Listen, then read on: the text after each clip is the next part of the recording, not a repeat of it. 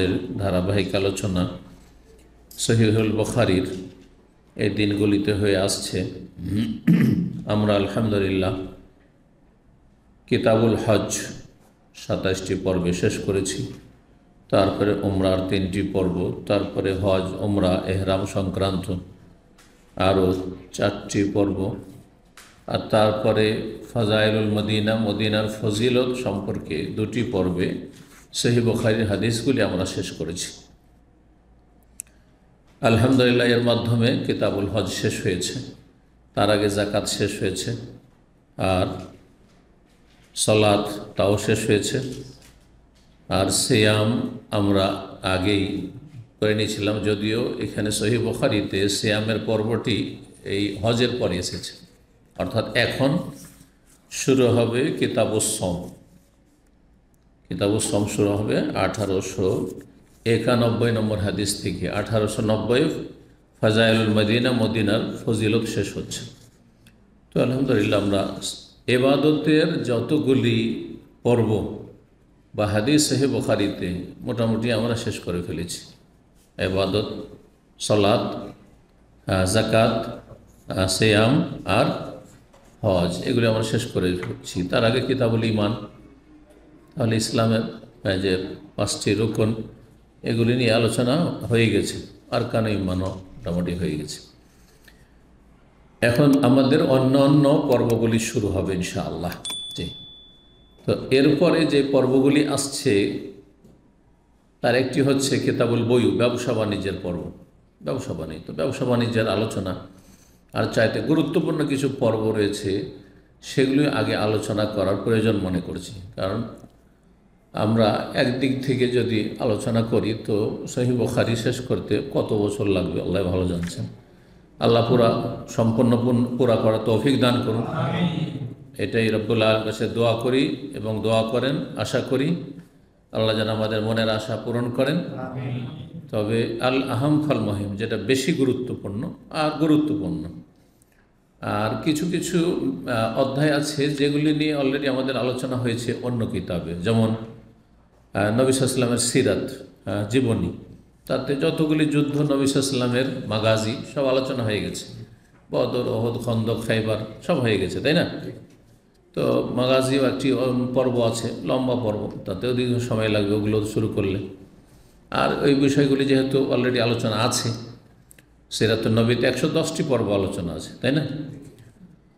তো এটাও পরে করব। আর তার সাথে কিতাবুল জিহাদ, তো জেহাদের বিষয়গুলি, জেহাদ আর মাগাজি কাছাকাছি বিষয়, এই বিষয়গুলিও আলোচনা মোটামুটি হয়েছে।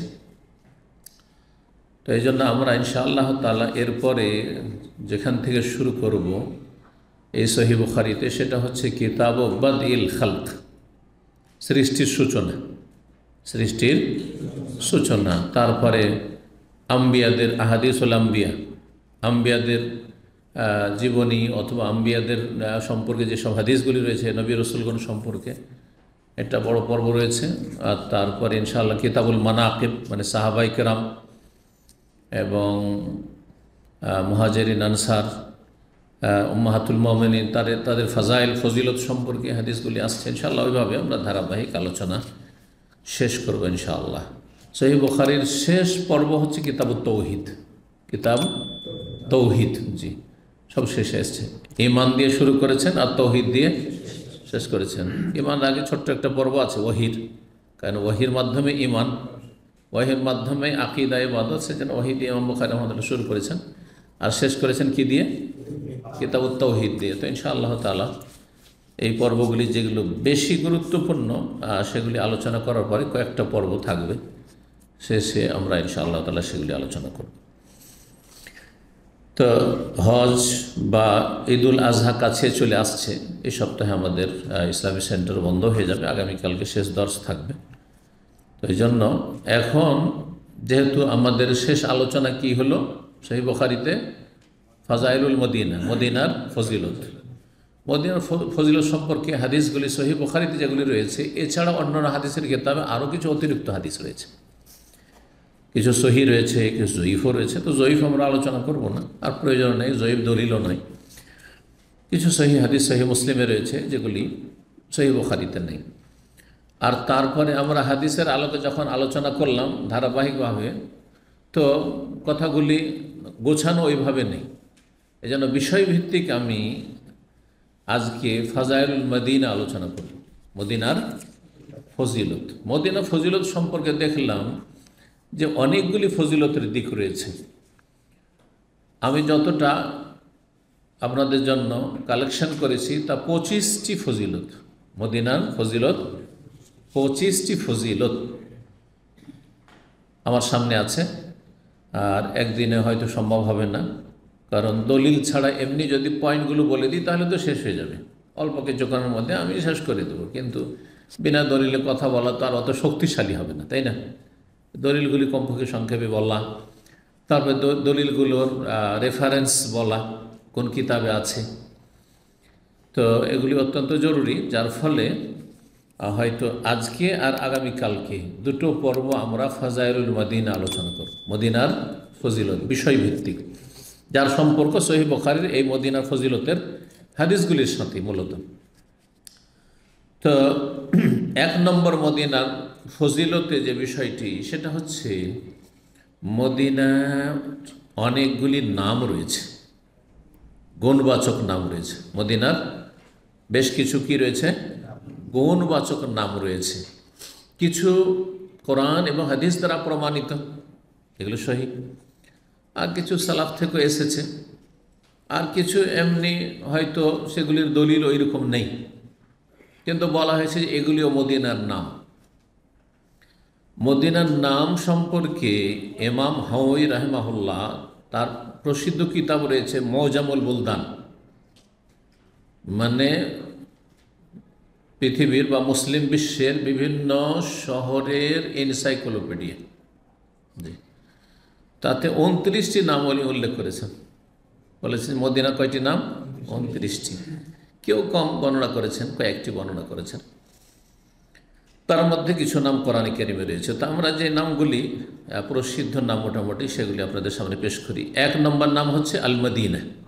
নবী সাল্লাল্লাহু আলাইহি ওয়াসাল্লাম আসার সাথে সাথে তার নাম কি হয়ে গেল, মদিনা।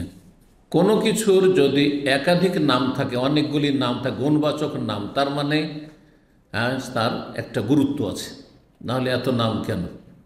হ্যাঁ, একজন মানুষ যখন বাল্যজীবনে থাকে তখন শুধু ওই নামটাই তার থাকে, যে নামটা তার কে রেখেছে, বাবা রেখেছে। যেমন ছেলে মেয়ের বাবা হয় তখন আবু অমুক হয়, যখন কোনো আলেম হয় তখন শেখ, আল্লামা, শেখুল হাদিস, অমুক তমুক মুহাদ্দিস উপাধি আসলো না, আসলো না? জি। তো মদিনার যে বেশি নাম, এটা কি প্রমাণ করে? মদিনার ফজিলত, গুরুত্ব, মহত্ব প্রমাণ করে। জি, নাম হচ্ছে মদিনা। মদিনাতুর রাসূল সাল্লাল্লাহু আলাইহি ওয়াসাল্লাম থেকে আল মদিনা, সংক্ষেপে আল মদিনাকে আল মদিনাতুন নববিয়া বলা হয়েছে, এটা বেশি ভালো। নবী সাল্লাল্লাহু আলাইহি ওয়াসাল্লাম শহর, আল মদিনাতুন নববিয়া মানে নবীর শহর। আর আল মদিনাতুল মুনাওয়ারা বলা জায়েজ, কিন্তু সুফিরা বলে অন্য সেন্সে, আর আমরা বলবো কোরআন সুন্নাহর অনুসারীরা আমরা অন্য সেন্সে। আল মদিনাতুল মুনাওয়ারা, মুনাওয়ারা কথাটি নূর থেকে, তাই না, আলোকিত, যা আলোকিত হয়েছে, এমন শহর যা আলোকিত শহর। কিসের মাধ্যমে? নবী সাল্লাল্লাহু আলাইহি ওয়াসাল্লামের দাওয়াতের মাধ্যমে, নবী হিজরতের মাধ্যমে, নবী সাল্লাল্লাহু আলাইহি ওয়াসাল্লামের পদার্পণের মাধ্যমে, নবী সাল্লাল্লাহু আলাইহি ওয়াসাল্লামের দাওয়াত তাওহীদ সুন্নাতের মাধ্যমে আলোকিত হয়েছে। তো এটা হচ্ছে সুন্নাহভিত্তিক নামের ব্যাখ্যা। আর বেদাতি সুফিদের ব্যাখ্যা হচ্ছে মদিনাতুল মুনাওয়ারা বিকবরি রাসূল, রাসূলুল্লাহ সাল্লাল্লাহু আলাইহি ওয়াসাল্লাম কবর থাকার কারণে আলোকিত। এটা বেদাতি গন্ধ আসছে, কথা বোঝা গেছে না? দেখেন, একই নাম, কিন্তু আপনি যদি ওইভাবে ব্যাখ্যা করেন তাহলে সুন্নাহভিত্তিক ব্যাখ্যা করলেন আপনি, আর এইভাবে যদি ব্যাখ্যা করেন তো আপনার মধ্যে বেদাতের গন্ধ আসছে। এখান থেকে তখন শুরু হয়ে যাবে যে কবরের মাধ্যমে যখন আলোকিত, তো কবর থেকে কিছু পাওয়া যেতে পারে, চলে গেল তখন বেরুলিবি আকিদা, মাজারি আকিদাই চলে গেল তখন। কবরের কাছে পাশে গিয়ে দোয়া করলে স্পেশাল সে দোয়া হবে, আল্লাহর কাছে দোয়া করছে। আর তার চাইতে মারাত্মক হচ্ছে সরাসরি রাসূলুল্লাহ সাল্লাল্লাহু আলাইহি ওয়াসাল্লামের কাছে দোয়া করছে, যে দরখাস্ত করছে। তো মদিনা। দ্বিতীয় নাম তাইবা। তাইবা, জি, তাইবা নাম প্রসিদ্ধ এখনও নাম। জি। আর তাবা, তাবা নাম সহিহ বুখারীতে পড়লেন হাদিস। জি। আর একটি নাম হচ্ছে আরদুল হিজরা, হ্যাঁ, হিজরতের ভূমি। আরদুন মানে ভূমি, জমিন, হিজরতের ভূমি, যেখানে নবী সাল্লাল্লাহু আলাইহি ওয়াসাল্লাম সাহাবায়ে কেরামগণ মক্কাতে হিজরত করেছেন। এটার অপর নাম দারুল হিজরা, আরদুল হিজরা বা দারুল হিজরা। দার মানে ঘর। এর নাম হচ্ছে কয়টি হয়ে গেল? 5টি হয়ে গেল তাহলে না? দারুল হিজরা, আরদুল হিজরা দিয়ে। 6 নম্বর নাম হচ্ছে আদ-দার, শুধু দার, মানে এটি হচ্ছে আল্লাহ রাব্বুল আলামিন স্পেশাল ঘর, স্পেশাল ঘর, স্পেশাল নগরী। দার নগরীকে বলা হয়, মহল্লাকে বলা হয়। দূর, দারের বহুবচন, দূর মানে মহল্লা। তো আল্লাহ রাব্বুল আলামিন সূরা হাশর ওয়াল্লাযিনা তাবাওয়াউ দারা ওয়াল ঈমান, আদ-দার বলেছেন। যারা এই আনসারীদের প্রশংসা করতে আল্লাহ বলেছেন, যারা এই মদিনার দার, দারুল ঈমান, এটা দার, এখানে যারা আশ্রয় নিয়েছে, বসবাস করেছে, তো এর নাম একটি দার, শুধু দার। ওয়াল্লাযিনা তাবাওয়াউ দারা, শুধু কোরআনে আদ-দার বলা হয়েছে। আর আরেকটি হচ্ছে দারুল ঈমান, হ্যাঁ, ঈমানের নগরী, ঈমানের ঘর, সেটি কয়টি হয়ে গেল? 7টি হয়ে গেল মনে হয়, 7টি। আরেকটি হচ্ছে দারুস সুন্নাহ, হ্যাঁ, সুন্নাহর এটি হচ্ছে কেন্দ্রভূমি, জি, সুন্নাহর কেন্দ্র, তাওহীদ সুন্নাহর কেন্দ্র, দারুস সুন্নাহ। আরেকটি হচ্ছে দারুস সালাম বা দারুস সালামা। আরেকটি হচ্ছে কুব্বাতুল ইসলাম, হ্যাঁ, ইসলামের গম্বুজ, হ্যাঁ, কুব্বাতুল ইসলাম। এই নামগুলি অনেকে বর্ণনা করেছেন। এর প্রাচীন নাম ছিল ইয়াসরিব, যা সূরা আহজাবে অন্যদের কথা আর উদ্ধৃতি দিয়ে আল্লাহ বর্ণনা করেছেন।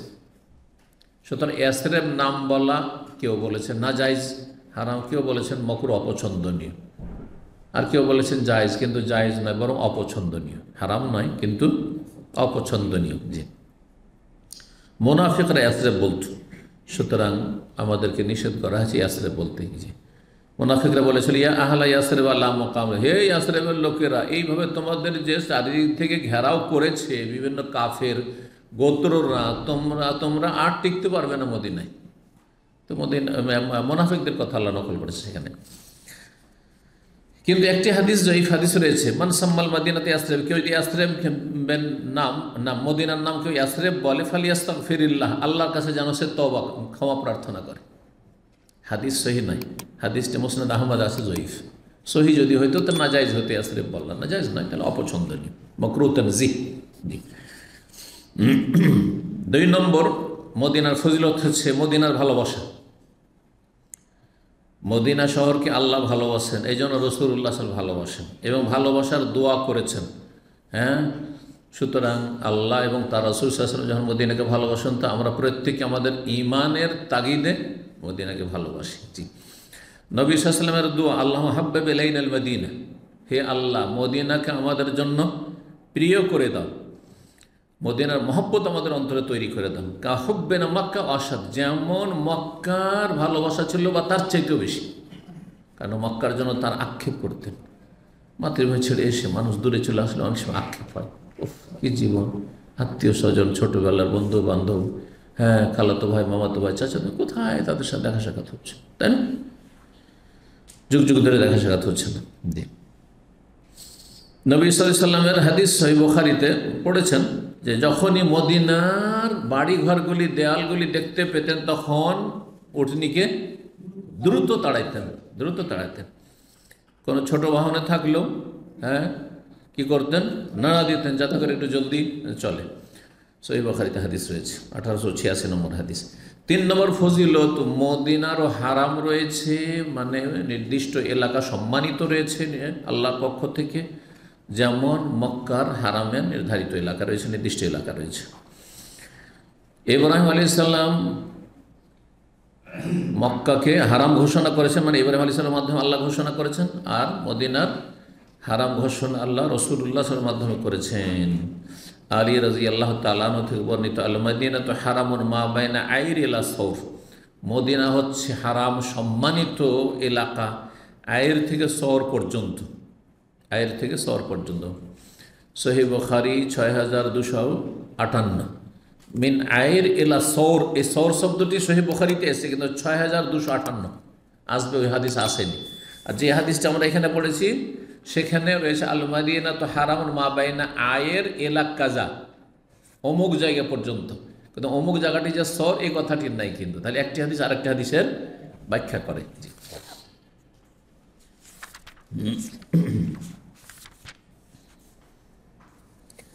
আল মাদিনাতু হারামুন মিন কাজা ইলা কাজা রয়েছে 1867 নম্বর হাদিস। আর একটি হাদিস রয়েছে আল মাদিনাতু আলী রাদিয়াল্লাহু তাআলা 1870 নম্বর হাদিস। আমরা যেটি ফাজাইলে মদিনা পড়ি আল মাদিনাতু হারামুন মা বাইনা আয়ের ইলা কাজা, এই জন্য বলেছেন আয়েরও বলা হয়েছে আর আয়ের। তাহলে এই হাদিসটিতে সহিহ বুখারীর যে 6258 তাতে বলা হয়েছে আল মদিনাতু হারামুন মা বাইনা আইর, আয়েরও আলিফ দিয়ে আর আইর দুটোই এই পাহাড়ের নাম। আর এলা সৌর সৌর, জি, একটি শহরের বা একটি দেশের বিভিন্ন নাম থাকতে পারে, আছে না নেই? আছে। কলকাতা উদাহরণ দিই, কলকাতার আর একটি নাম হচ্ছে কলিকাতা, জানেন না? কলিকাতা। আর একটি নাম জানেন? ক্যালকাটা, ইংরেজি। হ্যাঁ, কিন্তু এখন আর চলে না লেখা, ওটা বাদ দিয়ে বসে বাংলাতে লিখতে হবে, এই জন্য ক্যালকাটা নিষিদ্ধ এখন লেখা, উঠে গেছে। আচ্ছা, তারপরে উর্দু ভাষীরা, হিন্দি ভাষীরা কি বলতো? কলকাতা। হ্যাঁ, আচ্ছা, দিল্লি, দিল্লি, দিল্লি। তারপরে না, নয় দিল্লি তো নয়া পুরাতন হয়ে এটার নাম একটা হয়েছে এমনি, কিন্তু দিল্লির নাম দিল্লি, ইংরেজিতে এল আগে, দিল্লি। আর আরবিতে দেহলি, এর জন্য শাহুলিউল্লাহ মুহাদ্দিস দেহলভি বলা হচ্ছে, দেহলভি। দেহলি আগের যুগে মুসলিম আমলের নাম ছিল, দেহলি নাম ছিল। ইংরেজরা এসে ওটা করে দিল, হাকে পরে করে লামকে আগে করে দিল্লি করে দিল। আর এমনিতে শহরের নাম হচ্ছে দিল্লি। ইন্ডিয়া, হিন্দ, ভারত, হ্যাঁ জি, হিন্দুস্তান, এতগুলি নাম থাকতে পারে। জি, চিটাগাং, চট্টগ্রাম, ময়মনসিংহ, ময়মনসিংহের নাম জানেন? আর একটা নাম কি? হ্যাঁ, ময়মনসিংহ তো বললাম। হ্যাঁ, ময়মনশাহী। হ্যাঁ, মাশাআল্লাহ জানে, আমি জানছি। হ্যাঁ, না দেখেও আর পাস করে জানেন না। হ্যাঁ, তো ওই রকমই আয়ের আর আয়ের, জি, পাহাড়টার নাম। পাহাড় এটি যে মিকাতের মসজিদ তার বাম দিকে করে সামনে রয়েছে, বিশাল পাহাড়। আর সর পাহাড়ের কথা বলেছি। তাহলে হয়ে গেল মদিনার নির্দিষ্ট এলাকা হচ্ছে হারাম। আর হারাম মানে সম্মানিত এলাকা, এলাকার গাছ কাটা যাবে না, এইসব এলাকা পশু পাখি যেগুলো শিকারি সেগুলো শিকার করা যাবে না, ইত্যাদি ইত্যাদি। 4 নম্বর ফজিলত হচ্ছে ফেরেশতার দ্বারা সুরক্ষিত, ফেরেশতা পাহারায় নিযুক্ত রয়েছেন মদিনার। সুতরাং এখানে দাজ্জাল প্রবেশ করতে পারবে না। প্লেগের মহামারী, সব মহামারী নয়, মহামারীর আরবি হচ্ছে ওবা, ওবা করোনাও।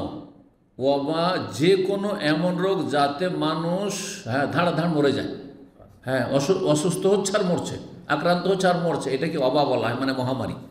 মহামারী যাতে অনেক লোক, হ্যাঁ, মানুষ মারা যায়, তাকে মহামারী বলে। কিন্তু মহামারীর বিশেষ মহামারী হচ্ছে তাউন, প্লেগ। তো প্লেগ প্রবেশ করবে না।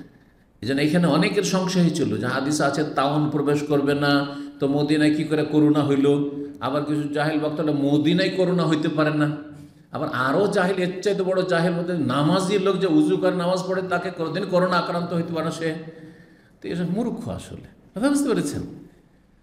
সংশয় তাহলে নিরসন হয়ে গেল যে তাউনের মতো বিশেষ মারাত্মক মহামারী রয়েছে, যেটা তাউন আরবিতে, সেটার নাম হচ্ছে প্লেগ। হ্যাঁ, সেটা প্রবেশ করবে না মদিনায়। অন্য জায়গায় লোক আক্রান্ত হইতে পারে। তো মদিনা সুরক্ষিত রয়েছে, 1881 নম্বর হাদিস আপনারা পড়েছেন।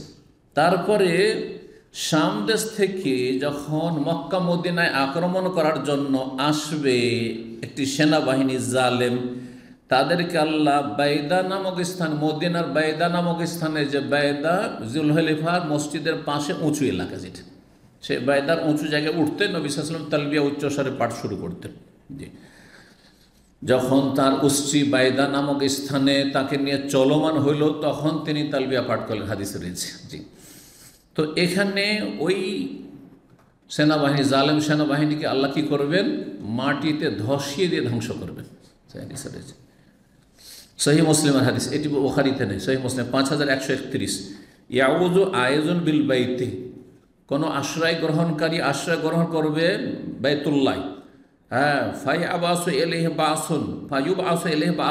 তখন সেনাবাহিনী পাঠানো হবে তার উপর আক্রমণ করার জন্য। ফাইজা কানু বেবায়দা ইল মদিনা, মদিনার বাইদা নামক স্থানে যখন ওই জালেম সেনাবাহিনী আসবে আক্রমণ করার জন্য, খোসে বা মেহিম, তখন তাদেরকে মাটিতে ধসিয়ে দেওয়া হবে, মাটিতে ধসিয়ে পুঁতে দেওয়া হবে। আল্লাহ ধ্বংস, ভূমিকম্প দিয়ে। 5 নম্বর ফজিলত, তা হচ্ছে মদিনায় সারা পৃথিবী থেকে দিন, ইমান, ইসলাম সংকুচিত হয়ে চলে আসবে। দিন যখন, ইমান, ইসলাম যখন সংকুচিত হবে, তাহলে দিনের জ্ঞান, এলেম চর্চা, বড় বড় আলেম মদিনায় থাকবে, দুনিয়া ধীরে ধীরে জাহেল হইতে লাগবে দিন সম্পর্কে। আর এর পূর্বাভাস পাওয়া যাচ্ছে বর্তমানে সারা পৃথিবীতে। দিনের যদি গভীর জ্ঞান হাসিল করতে হয় তাহলে মদিনায় লেখাপড়া করতে হবে, সহি জ্ঞান যদি হাসিল করতে হয়। এটা পূর্বাভাস চলে আসছে ওই অবস্থাটি। জি, তো নবী সাল্লাল্লাহু আলাইহি ওয়াসাল্লামের হাদিস, এই হাদিস তো পড়েছেন, সহিহ বুখারী 1876 নম্বর হাদিস, এই ফাজাইল মদিনাতে এসছে, সুতরাং সেই হাদিস বর্ণনা করার প্রয়োজন নেই। 6 নম্বর ফজিলত হচ্ছে মদিনাবাসীর ফজিলত।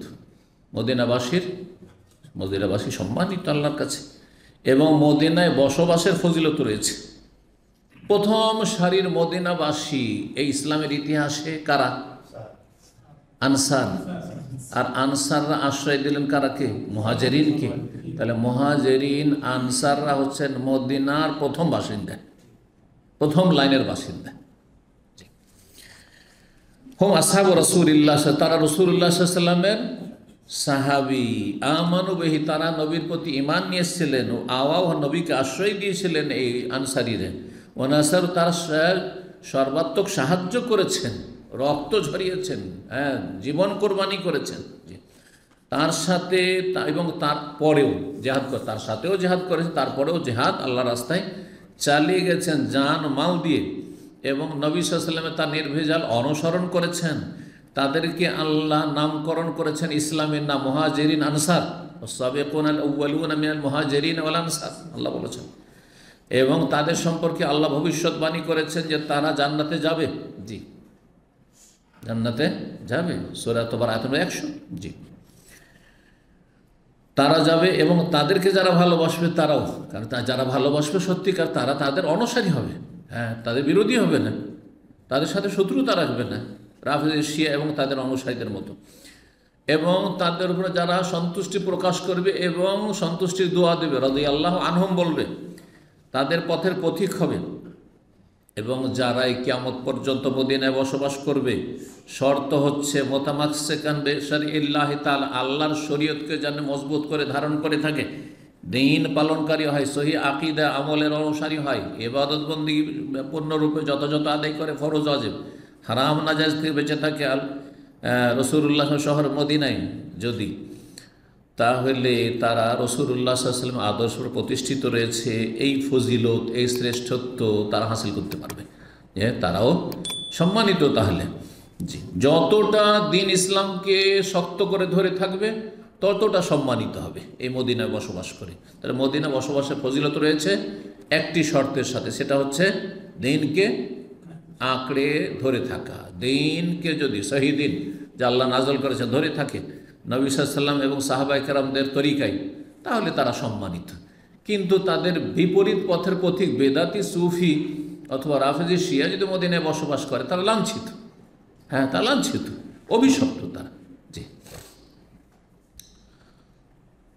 7 নম্বর ফজিলত, মদিনার প্রথম সারির সাহাবায়ে কেরাম হচ্ছেন যারা সেখানে ছিলেন আগে থেকে, এবং মুহাজির যারা হিজরত করে তাদেরকে আশ্রয় দিয়েছেন, তারা হচ্ছেন আনসার, তাই না?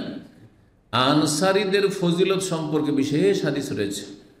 হব্বুল আনসার, আনসারীদেরকে ভালোবাসার তাগিদ করেছে রাসূলুল্লাহ সাল্লাল্লাহু আলাইহি ওয়াসাল্লাম।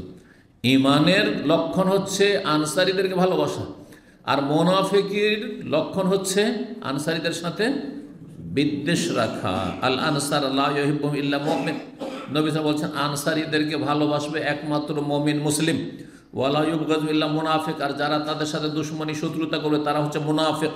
ফামান আহাব্বাহুম আহাব্বাহুল্লাহ, যারা আনসারীদেরকে ভালোবাসবে তা আল্লাহ তাদেরকে ভালোবাসবেন। ওমান আবগাদাহুম আবগাদাহুল্লাহ, যারা তাদের সাথে বিদ্বেষ রাখবে সাহাবায়ে কেরামদের সাথে, মুহাজিরিন আনসারদের সাথে, আল্লাহ তাদের সাথে বিদ্বেষ রাখবেন। সহিহ বুখারী 3499 যেটি আসবে, এবং সহিহ মুসলিম 110। জি। 8 নম্বর ফজিলত, রাসূলুল্লাহ সাল্লাল্লাহু আলাইহি ওয়াসাল্লাম মদিনাবাসীকে কষ্ট দিতে কঠোরভাবে নিষেধ করেছেন। আর যদি কেউ মদিনাবাসীকে কষ্ট দেয়, মানসিক হোক, শারীরিক হোক, আর্থিক হোক, কোনো দিক থেকে হোক, পারিবারিক হোক, তাহলে আল্লাহর আযাবের সম্মুখীন হবে। আল্লাহ পাকড়াও করবেন তাদেরকে, আল্লাহ ধরবেন তাদেরকে।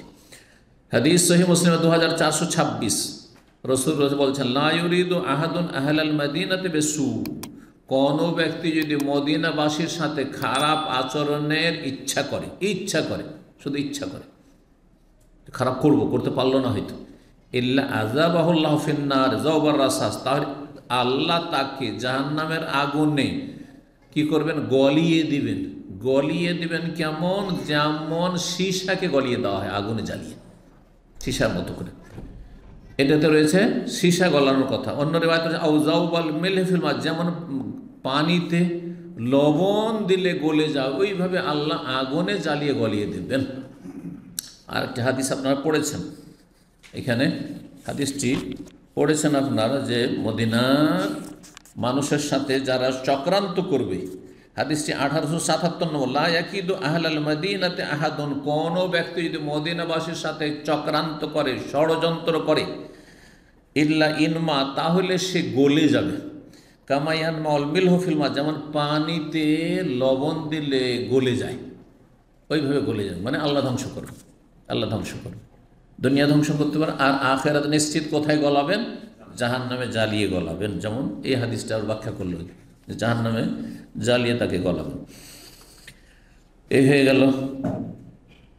আরেকটি হাদিস রয়েছে মুসনাদ আহমদে, হাদিসটি সহিহ, মুসনাদ আহমদের হাদিস, মান আখাফা আহলাল মাদিনাতি যুলমান, কেউ যদি মদিনাবাসীকে অন্যায়ভাবে ভয় দেখায়, শুধু ভীত সন্ত্রস্ত করে।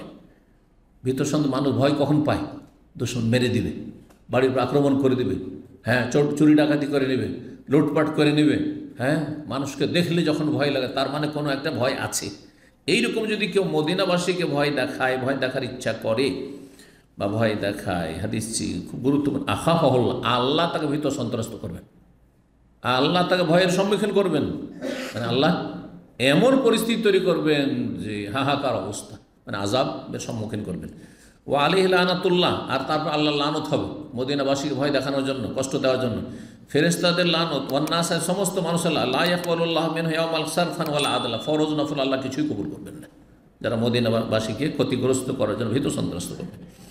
9 নম্বর ফজিলত, রাসূলুল্লাহ মদিনায় বসবাসের জন্য মুমিন মুসলিমদেরকে উৎসাহিত করেছেন। কষ্ট হইলেও এখানেই থাকো, যেও না বাইরে, জি, উৎসাহিত করেছেন। হতভাগা যারা মদিনা ছেড়ে দিয়ে, অথচ মদিনায় থাকার সুযোগ আছে, অন্য জায়গায় চলে যায় দুনিয়ার গরজে, তো মদিনায় থাকার জন্য রাসূল উৎসাহিত করেছেন। মদিনা থেকে অন্য জায়গায় স্থানান্তর হতে নিষেধ করেছেন। সহিহ মুসলিমে 2451 নম্বর হাদিস, বলছেন রাসূলুল্লাহ সাল্লাল্লাহু আলাইহি ওয়াসাল্লাম, ইয়াতিন আলান নাসে জামানুন, এমন একটা যুগ আসবে। এই হাদিসটি সহিহ মুসলিমে, তাহলে বুখারীতে নেই, কিন্তু অন্য হাদিস বুখারীতে আছে সংক্ষেপে।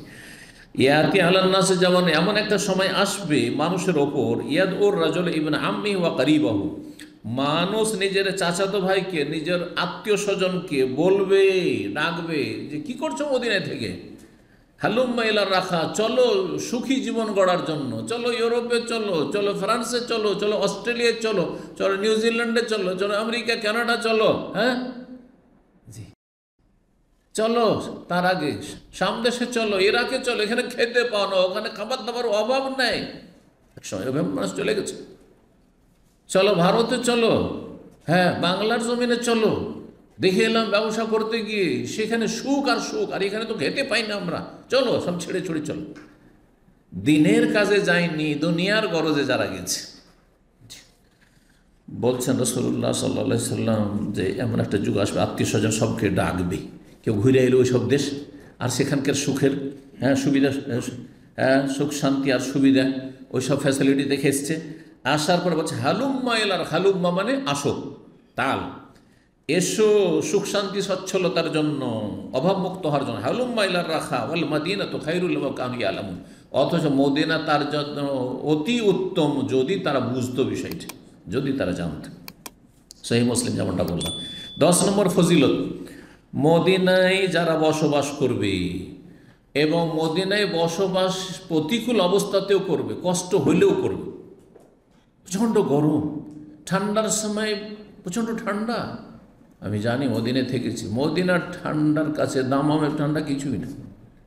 এইখানকার ঠান্ডা সামান্য, 2 দিন হইলেও তারপর নেই, 2 দিন পরে আবার সপ্তাহ নেই, একটু ঠান্ডা। আমরা দেশেও তো প্রচুর ঠান্ডা আমাদের, তাই না, শীতকাল। আর দেশে তো ধরেন এইরকম কোথায় এইরকম লেবাস পোশাক কোথায়, মদিনা তো লেবাস পোশাক জ্যাকেট তো আর কত কি, তাই না, পয়সা আছে, অভাব তো নেই শীতের বস্ত্র কিনতে, কিন্তু এক সময় অভাবেও থেকেছি, এটা চাদর হয়তো শুধুই চাদরও থেকেছি, তাই না। জ্যাকেট নামটা আমরা ছোটোকালে জানতাম না, জ্যাকেট তো উঠলো আমাদের চোখের সামনে, জ্যাকেটগুলো আসলো, হ্যাঁ, জ্যাকেট আর কোট এগুলো এই কালে দেখলাম, হ্যাঁ, এই 30 বছরের ভিতরে, হ্যাঁ, 50 বছর আগের কথা নেন, ছিল না এইসব কিছু, ছিল না, মার্কেটেই ছিল না, কোথাও হয়তো রাজধানীতে কোথাও ওই ভিআইপিরা বা বিদেশ থেকে নিয়ে আসে, সেটা ভিন্ন কথা, ছিল না দেশে, এইসব সুখ ছিল না। তো যাই হোক, তারপরেও আমরা বলতাম সাথী সঙ্গীদের সাথে এখানকার ঠান্ডায়, মদিনার ঠান্ডায়, যে আমাদের দেশে ঠান্ডা গোস্তের ভিতরে ঢুকে আর মদিনার ঠান্ডা হাড্ডির ভিতরে ঢুকে, মানে কনকন করছে হাড্ডি, মনে হচ্ছে থাকা যায় না, কি ঠান্ডা। তো যাই হোক, তারপরে গরমের সময় কি গরম, খুবই গরম মদিনায়।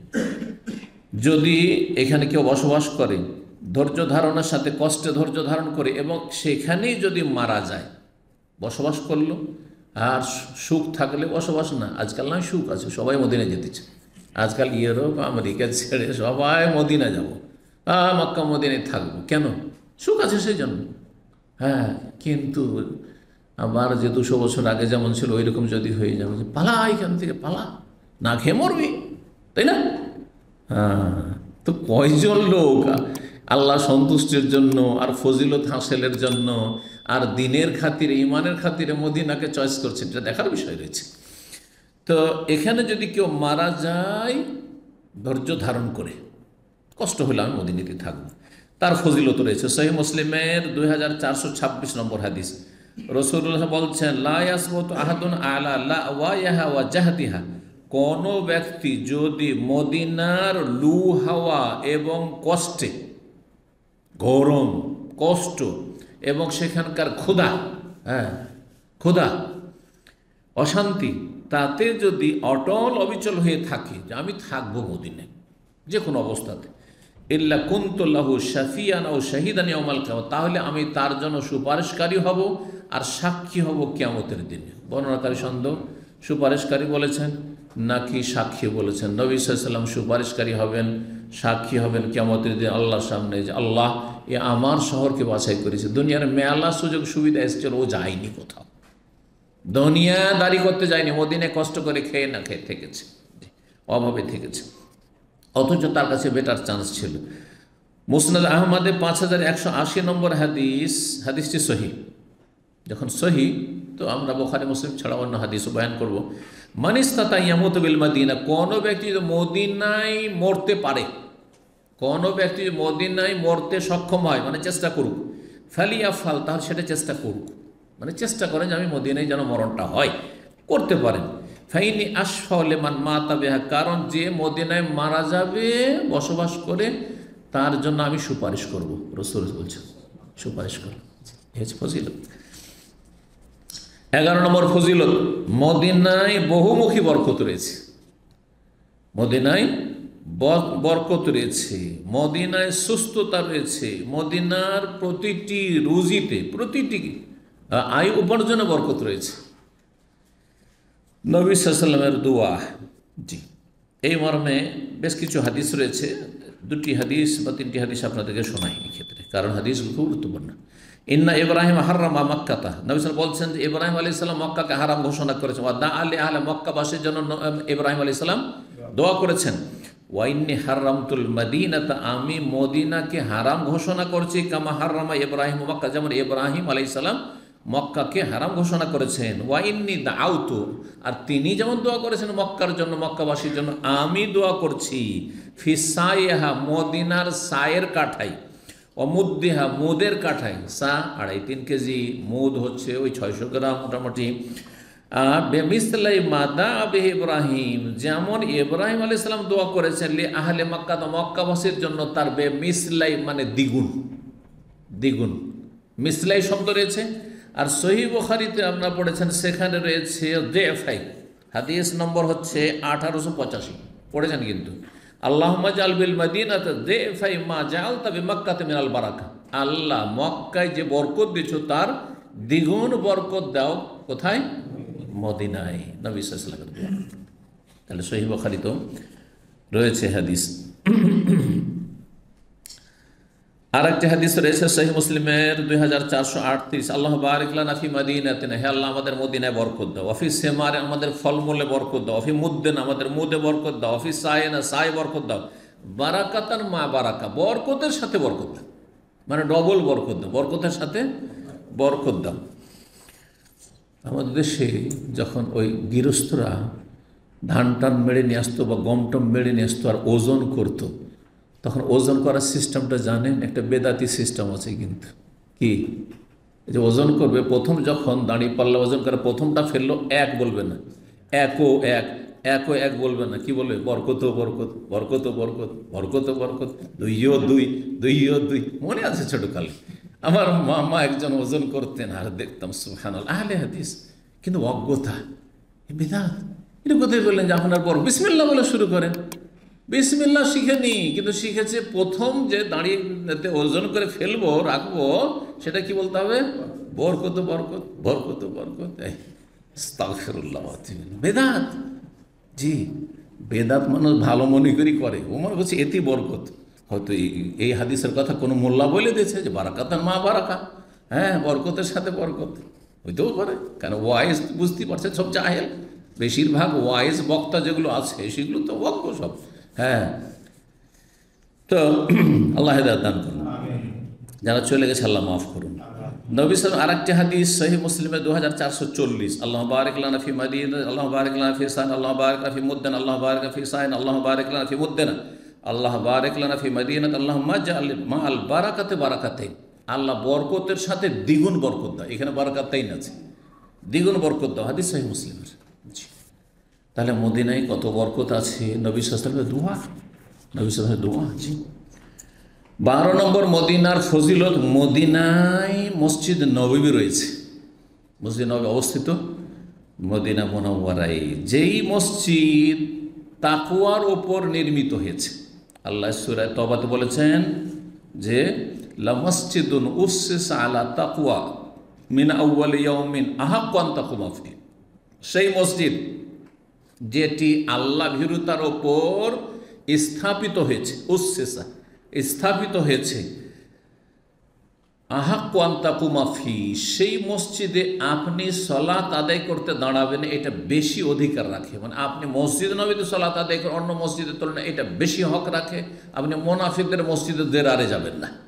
মসজিদ দেরারের সম্পর্কে আয়াত যখন নাযিল হয়েছে তখন আল্লাহ রাব্বুল আলামিন এই আয়াত নাযিল করেছেন। এবং এই যে উসসিস আলা তাকওয়া, তাকওয়ার ওপর স্থাপিত হয়েছে যে মসজিদ, কোন মসজিদ? দুটি তাফসীর আছে। একটি হচ্ছে মসজিদে নববী, এটাই বেশি শক্তিশালী মত। আর একটি হচ্ছে যেটা খুব প্রসিদ্ধ, মসজিদে কোবা, মসজিদে কোবা, কিন্তু শক্তিশালী মত হচ্ছে এটি। দুটি তাকওয়ার ওপর নির্মিত হয়েছে, কিন্তু 1 নম্বর হচ্ছে মসজিদে নববী আর 2 নম্বরে হচ্ছে মসজিদে কোবা। মসজিদে কোবার ফজিলত নিঃসন্দেহে মসজিদে নববীর চাইতে বেশি নয়। জি, তো এই ছিল।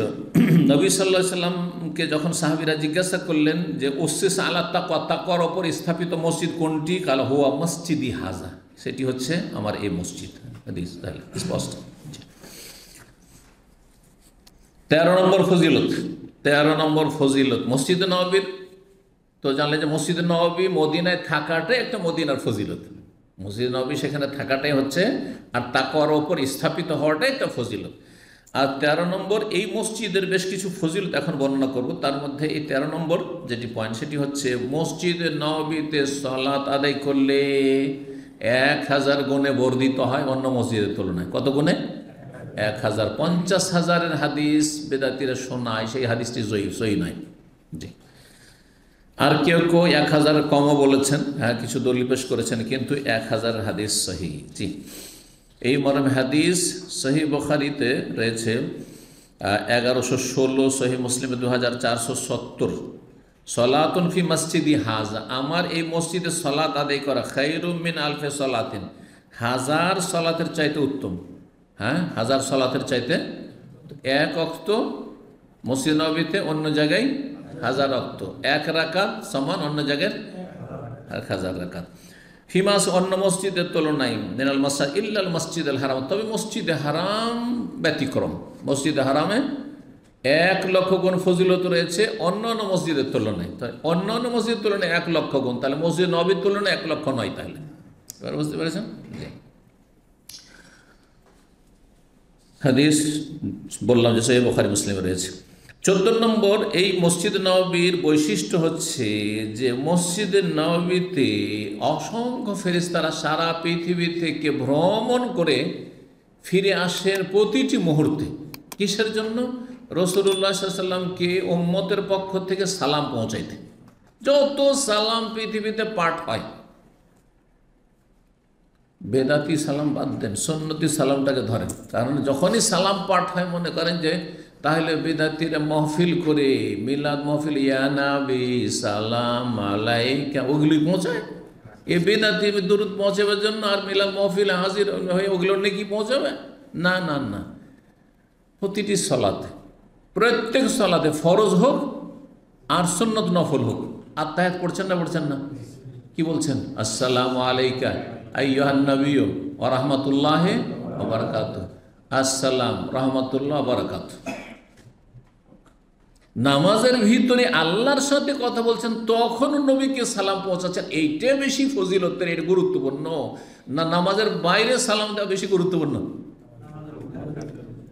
যুক্তিতে বুঝেন, হ্যাঁ কমন সেন্সে বুঝেন যে নামাজের ভিতরে যেখানে দুনিয়ার কারো সাথে কথা বলা যাবে না, একমাত্র আল্লাহর সাথে, সেখানে নবীকে বলছেন না ফরজ একবারে, আত্মায়াত না পড়লে নামাজই হবে না, রোকন।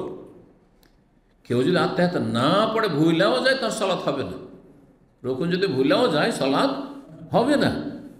আর প্রত্যেক সালাতে কি রয়েছে? আত্মায়াত রয়েছে। বরং 4 রাকাত 3 রাকাত বিশিষ্ট সালাতে 2 বার করে আত্মায়াত, আসসালামু আলাইকা আইয়ুহান নবী ওয়া রাহমাতুল্লাহি ওয়া বারাকাতুহু বলছেন। যখনই বললেন ফেরেশতা ট্যুর করছে, সাইয়াহিন, সাইয়াহ বলা হয় ট্যুরিস্টকে, আজকাল সিয়াহা যে বলা হচ্ছে, ট্যুরিজমকে বলা হচ্ছে সিয়াহা। জি, ভ্রমণ করতে আছে, এরা সাথে সাথে দৌড় দিয়ে আসলো মসজিদ নববীতে, ছুটে এসে নবী সাল্লাল্লাহু আলাইহি ওয়াসাল্লামের কবরের কাছে এসে পৌঁছে দিল। এই মর্মে হাদিস রয়েছে মুসনাদ আহমদে, নাসাইতে, ইবনে হিব্বান মুস্তাদরাক, হাদিসটি সহিহ, সহিহুল জামে 2174 নম্বর, আল্লামা আলবানী হাদিসটি সহিহ বলেছেন। ইন্না লিল্লাহি মালায়েকাতান সাইয়াহিন, আল্লাহর অনেক ফেরেশতা ভ্রমণকারী রয়েছে, ইউবাল্লিগুনি মিন উম্মাতিস সালাম, আমার উম্মতের সালাম আমাকে পৌঁছে দেয়। যে যেখানে সালাম বলছেন, যে যেখানে সালাম বলছেন। মসজিদে প্রবেশ করলেন, আর একটা সুন্নতিগুলি দেখা, একটা তো ফরজ রুকুন দেখাইলাম নামাজের ভিতরে, তাই না? এমনকি সুন্নত নামাজ হইলেও আত্মায়াত পড়া ফরজ, ঠিক কিনা? আপনার সুন্নত নামাজ হবে, নফল নামাজ হবে যদি আত্মায়াত না পড়েন, তো সেখানে ফরজ। মসজিদে ঢুকছেন তখন বিসমিল্লাহি, হ্যাঁ, ওয়াসসালাতু ওয়াসসালামু আলা রাসূলিল্লাহ, সালাম বলছে। আর এমনি নফল সালাত সালাম তো আছেই, হ্যাঁ, আল্লাহু সাল্লি ওয়া সাল্লিম আলা নবিয়িনা মুহাম্মদ। জি, নবী সাল্লাল্লাহু আলাইহি ওয়াসাল্লাম বলেছেন, লা তাজালু বুয়ুতাকুম কুবুরা, তোমাদের বাড়িগুলিকে কবরে পরিণত করে দিও না, মানে কবরের মতো করে, কবরের উপরে নামাজ পড়া যেমন জায়েজ নয় তেমন করে দিও না। ওয়ালা তাজালু কবরি ঈদান, আমার কবরকে মেলা বানিয়ে নিও না, হ্যাঁ, যেমন পীরদের সুফিদের কবরে ওরস মেলা হচ্ছে ওইরকম করে দিও না। ওয়াসাল্লু আলী, আমার উপর সলাৎ পেশ করিও, ফাইন্না সলাতাকুম তাবলুগুনি হাইসু কুনতুম, যেখানে তোমরা থাকো না কেন তোমাদের সলাৎ আমার কাছে পৌঁছে। যখন সলাৎ পৌঁছে তো সালামও পৌঁছে। সলাৎ সাল্লু আলাইহি ওয়া সাল্লিমু তাসলিমা, দুটোই হুকুম আল্লাহ করেছেন সূরা আহজাবে, সলাৎ সালামের। হাদিস আবু দাউদে রয়েছে, হাদিসটি সহিহ। 15 নম্বর ফজিলত হচ্ছে এই মসজিদ নববীকে কেন্দ্র করে, যে মসজিদ নবী অবস্থিত মদিনা মুনাওয়ারায়, যে পৃথিবীর 3টি মসজিদ ছাড়া অন্য কোথাও নেকির আশায় সফর করা, এবাদতের আশায় সফর করা যায় না। আমি যাচ্ছি রিয়াজে এবাদত বন্দি করতে, জেদ্দায় এবাদত করতে, জায়েজ না। বাইতুল মোকাররমে যাচ্ছি আমি এবাদত বন্দি করার জন্য, বেশি নেকি পাবো সেই জন্য, জায়েজ। হ্যাঁ, দিল্লির জামে মসজিদে যাচ্ছি আমি তুরস্কের সেই জামে মসজিদে যাচ্ছি, জায়েজ না? জায়েজ না, নেকির আশায় জায়েজ না। হ্যাঁ, এমনি দেখতে যাচ্ছি, আমার দেখার একটা শখ আছে যে মুসলিম শাসন আমলে যে মসজিদগুলো আছে প্রাচীন ইতিহাস, সেগুলো দেখবো, সেই জন্য স্মৃতি, মুসলিমদের স্মৃতিগুলো, সেটা আলাদা কথা আপনার। কিন্তু নেকির আশায় কোথাও যাওয়া, 3 মসজিদ ছাড়া কোনো মসজিদ জায়েজ নয়। 3 মসজিদের একটি হচ্ছে আল মসজিদ নবী, মসজিদ নবী, সহিহ বুখারী 1115 আর সহিহ মুসলিমের 2475। 16 নম্বর ফজিলত মসজিদ নবীর আর একটি বৈশিষ্ট্য হচ্ছে যে মসজিদ নবীতে কোনো ওস্তাদ, শিক্ষক, সেটা কোরআনের হোক, কোরআনের তাফসির হোক, আর দিনের কোনো ফিকহ জ্ঞান দিচ্ছে, হাদিস পড়াচ্ছে, অথবা কোনো তালেবে ইলম যদি মসজিদে নবী বসে এলেম হাসিল করে অথবা এলেম দান করে, তাহলে সেই ব্যক্তি মুজাহিদ এবং হাজি সাহেবের সমান সওয়াব পাবে।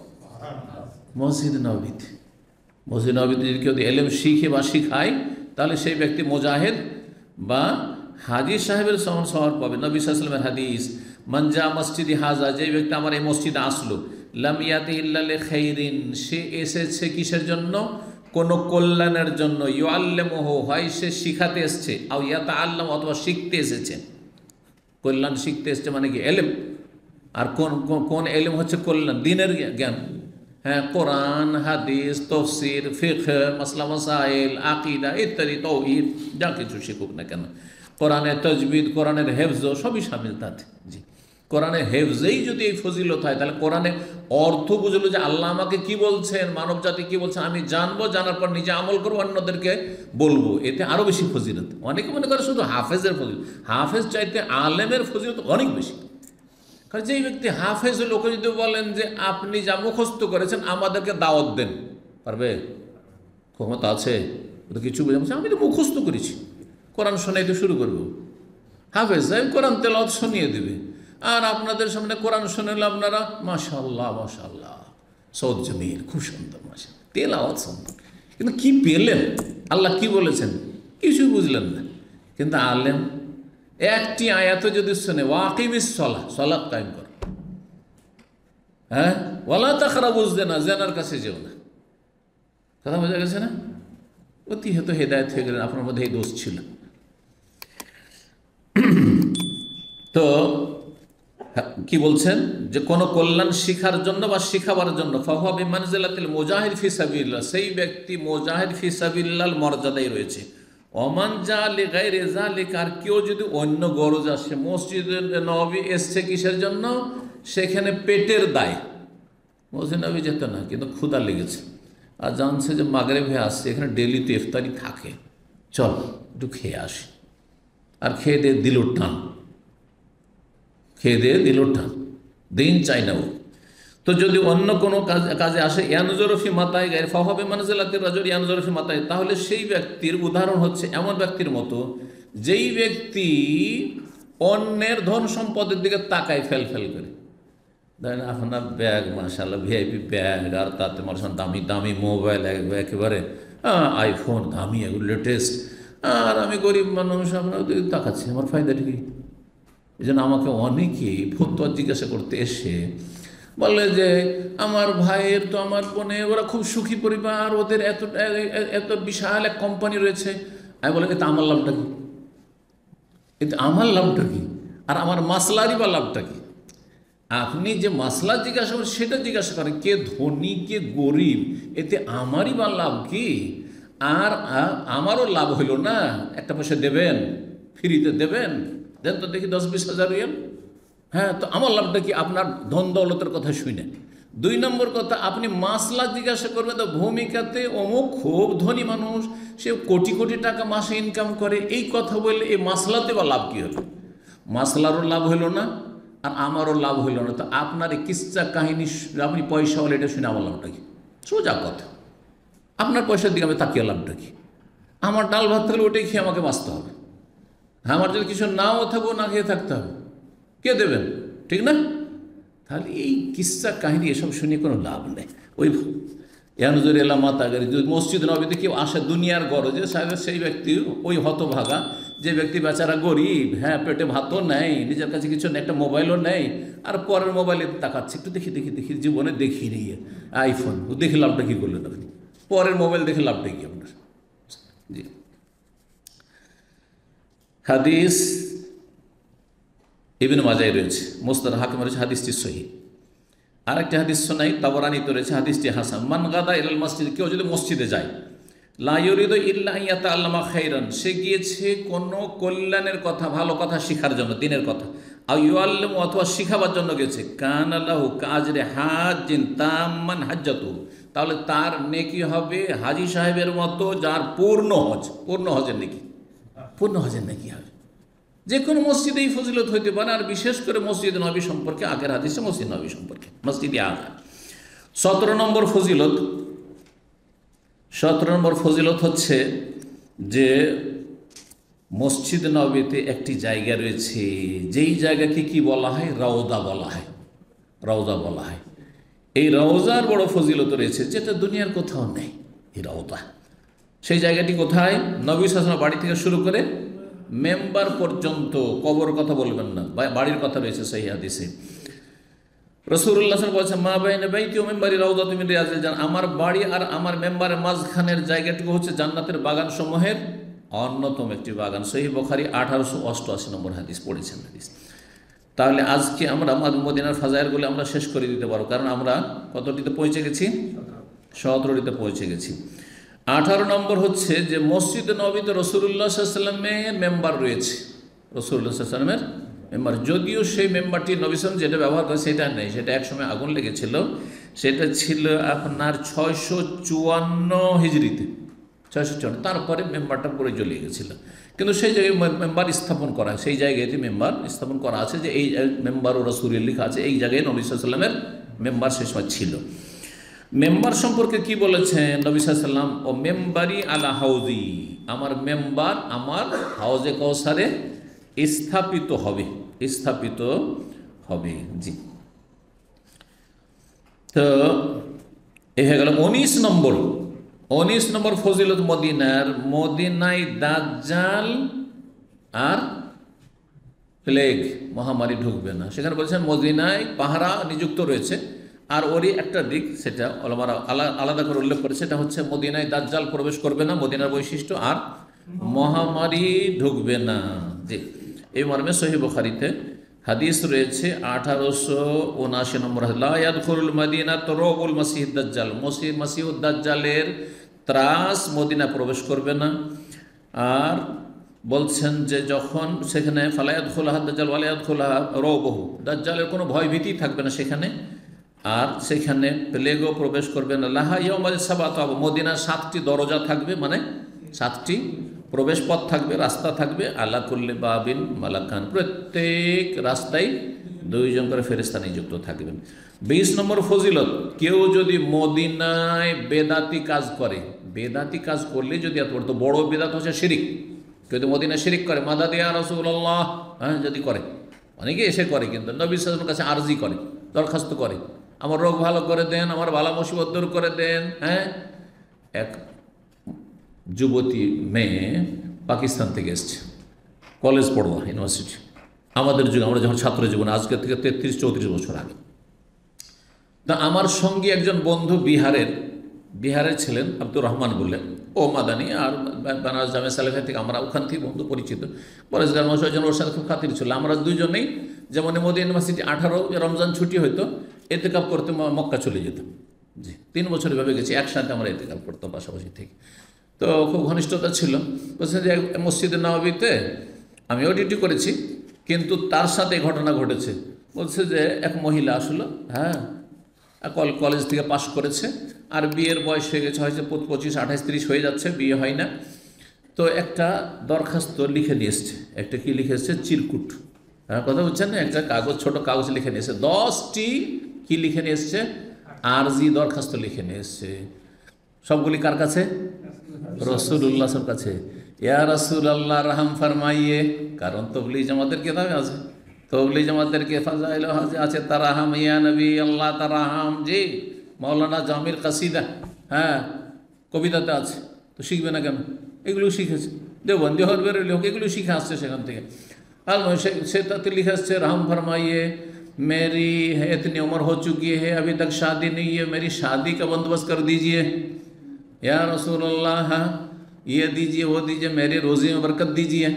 अभी 10টি দরখাস্ত কোনোভাবে ও জালিতে ঢুকাইতে চাইছে, পারে না। যখন পারলো না, বলছে ওখানে আমি ডিউটি, তখন দেখছে যে ও তো দেখে ইন্ডিয়া বাংলাদেশের মতো লাগছে, দেখে পাকিস্তানের মতো লাগছে, তো ওর হাতে ধরিয়ে দিয়েছে যে বড়াই মেহরবানি ইয়ে নবী পাক তক পৌঁছা দিচ্ছে, হ্যাঁ নবী সাল্লাল্লাহু আলাইহি ওয়াসাল্লামের কাছে এটা পৌঁছে দেন, আপনি যেহেতু ডিউটি করছেন দেশের মানুষ। ও হাতে নিয়ে নিয়েছে ওর কাছ থেকে। নেওয়ার পরে বলছে আমি পুরোটা পড়ে দেখলাম 10টা পয়েন্ট, 10টি দরখাস্ত রাসূলুল্লাহর কাছে। যারা এই শিরক বেদাত করতে আসে, আমার সাথে একটা ঘটনা ঘটেছে। এক মহিলা এসে দৌড় দিয়ে বাবুসালাম, যে 1 নম্বর গেট, ওইখানে ডিউটি করছিলাম, আর আসার পরে দৌড় দিয়ে চুমা দিয়েছে একবার দরজাগুলোতে। দরজা যখন চুমা দিয়েছে, তা বললে যে মা ইসমে চুমা নেই দেনা চাইয়ে, এখানে এভাবে বসা नहीं देना चाहिए। तो আমার উপরে এত রাগা রেগেছে বুড়ি মহিলা, বলছে ये नहीं करना चाहिए वो नहीं करना चाहिए, तो हम इतना पैसा खर्चा करके क्यों आए हैं? এত পয়সা খরচ করে আসলাম কেন তাহলে? আরে বাবা তুমি হজ করতে এসছো, উমরা করতে এসছো, জিয়ারা করতে এসছো, করো, কিন্তু তুমি এটা করে নেকি পাবে না, বুঝছেন না? এই হলো অবস্থা। তো এইসব যারা বেদাতি কাজ করবে, এইরকমই কোনো হারাম কাজ, মদিনায় চুরি করলো, মদিনায় ডাকাতি করলো, মদিনায় খুন করলো, মদিনায় জেনা করলো, মদিনায় নারী ব্যবসা করলো, হ্যাঁ অনেকেই এই যে খাদ্দামারা পালিয়ে চলে আসে, সেগুলোকে ঘরে রেখে হ্যাঁ নোংরামি করে, এইসব হবিসগুলো অনেকেই ধরা খায়। তো এইসবের শাস্তি, আর বিশেষ করে সেটা যদি মদিনা হয় তা আরও কঠিন শাস্তি, আরও কঠিন শাস্তি। সহিহ বুখারীতে 1876 এই হাদিস আপনারা পড়েছেন, কিন্তু হাদিস কি রয়েছে? মান আহদাসা ফিহা হাদাসান, কেউ যদি মদিনায় কোনো পাপ করে অথবা বেদাত করে, দুটোই তর্জমা হয়। আওয়া মহদেসান, অথবা কোনো বেদাতিকে আশ্রয় দেন। মদিনায় কোনো পীর এসছে আর আপনি আপনার বাসাতে নিয়ে গিয়ে খাওয়াচ্ছেন, আপনি যে চলেন আর হোটেলে বিল দেবেন, চলেন এক টাইম আমার বাড়ি খান, আমার বাসায় খান, নিয়ে যাচ্ছেন আপনি। আওয়া মহদেসান, এক টাইম কোনো বিদাতি মোল্লাকে খাওয়াচ্ছেন আপনি, যে বিদাত ছড়াচ্ছে দেশে, যদি এই কাজ করেন ফাআলাইহি লানাতুল্লাহ, তার আল্লাহর লানত রয়েছে, ওয়াল মালায়েকা, সমস্ত ফেরেশতার লানত রয়েছে, ওয়ান নাস, সমস্ত মানুষের লানত রয়েছে, লা ইউকবালু মিনহু আদলুন ওয়া সারফ, ফরজ নফল কিছুই কবুল হবে না। আল্লাহু আকবার। সাবধান, মদিনায় পাপ করলে, মদিনায় বেদাত করলে কঠিন শাস্তি, এবং বেদাতিকে আশ্রয় দিলে, কোনো পাপীকে আশ্রয় দিলে। নামাজ পড়ে না, বেনামাজি, আর মদিনায় আপনি প্রবাসী আছেন, আপনার আত্মীয় বন্ধু স্কুলের কলেজের, সেই জন্য তাকে রুমে জায়গা দিয়েছেন যে থাক, আমার রুমেই থাক, হারাম আপনার জন্য, আপনার উপর লানত হচ্ছে, লানত হচ্ছে, খাওয়াচ্ছেন লানত হচ্ছে, তাকে রাত কাটাতে দিয়েছেন লানত হচ্ছে। জি। 21 নম্বর ফজিলত, এই মদিনায় জাবালে ওহুদ, ওহুদ পর্বত রয়েছে, আর ওহুদ পর্বতের বড় ফজিলত রয়েছে। সহিহ বুখারীতে 4070 নম্বর হাদিস, নবী সাল্লাল্লাহু আলাইহি ওয়াসাল্লাম বলেছেন হাযি তাবা, এই মদিনা হচ্ছে তাবা শহর, এই যে তাবা আসলো।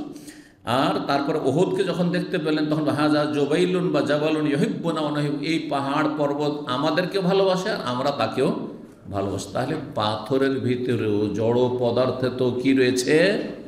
হ্যাঁ ভালোবাসা, প্রাকৃতিক ভালোবাসা রয়েছে, ভালোবাসা আছে, সেটা আমাদের কাছে অনুভূত না, আমরা বুঝি না। যেমন মরা মানুষের ওপর যা কিছু হচ্ছে হচ্ছে গাইবে, আমরা দেখতে পাই না, তাই না? মানুষ মারা গেছে, পাপিষ্ট, তার শাস্তি হচ্ছে, ভালো মানুষ সে আরাম পাচ্ছে, তার দেমনিকা তাড়াতাড়ি আমাকে দাফন করো, তাড়াতাড়ি দাফন করো, চিৎকার করছে, আমরা বুঝি না, দেরি কেন করছো?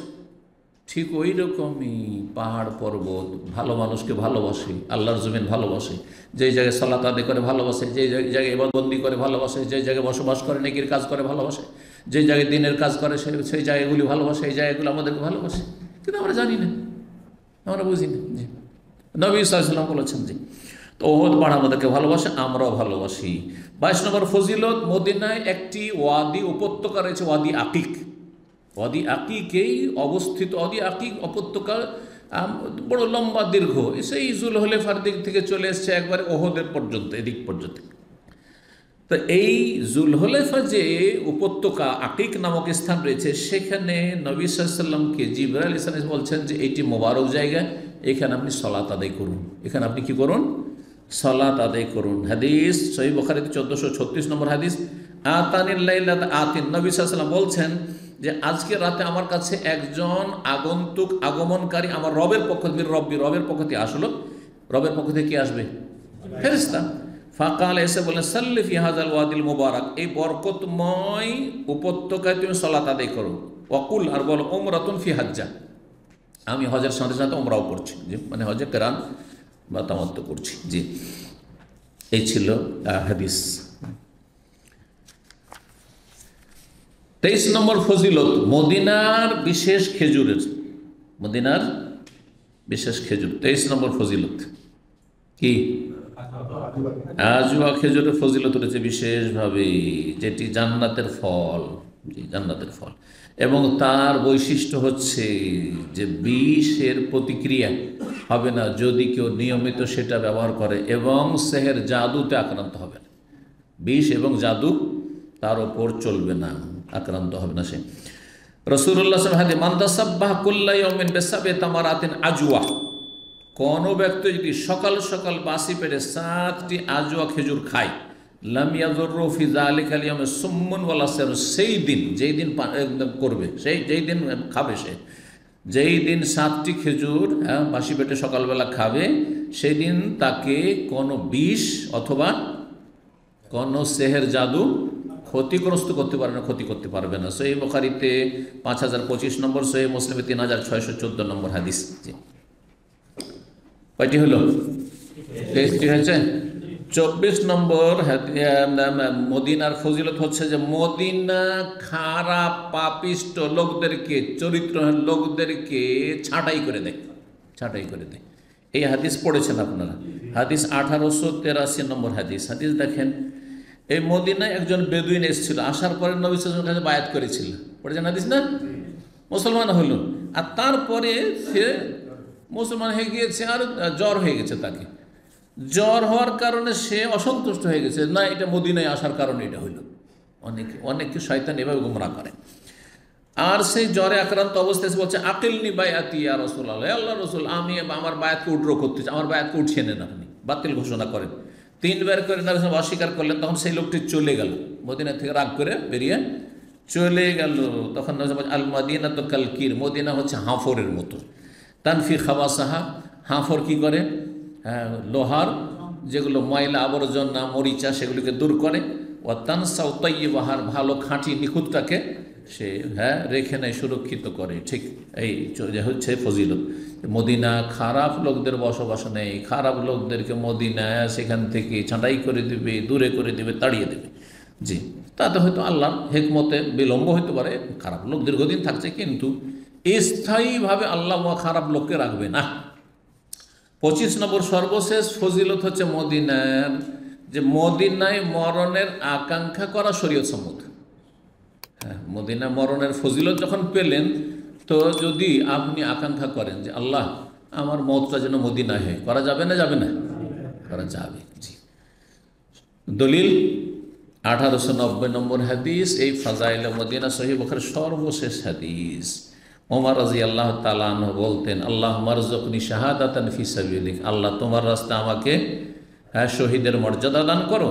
ওয়াজআল মৌতি ফি বালাদি রাসূলিক, আর আমার মরণটা তোমার রসুলের শহরে করিও, আমি যেন মারা যাই রাসূলুল্লাহ সাল্লাল্লাহু আলাইহি ওয়াসাল্লামের শহর মদিনা মুনাওয়ারাতে। এই 25টি ফজিলত আপনাদের সামনে আজকে পেশ করে দিলাম। আর আজকে মোটামুটি আমাদের ফাজাইল সম্পর্কে আলোচনা শেষ হইল।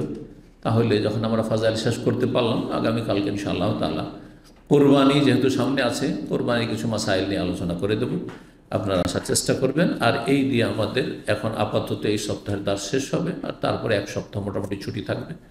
তারপর ইনশাআল্লাহ 15ই জিলহজ, যে জুমার দিন প্রথম আমাদের দাস হবে, জুমার পরে ইনশাআল্লাহ। জাযাকুমুল্লাহ খাইর। ওয়া সাল্লাল্লাহু আলা নবিয়িনা মুহাম্মদ ওয়া আলা আলিহি ওয়া সাহবিহি আজমাইন।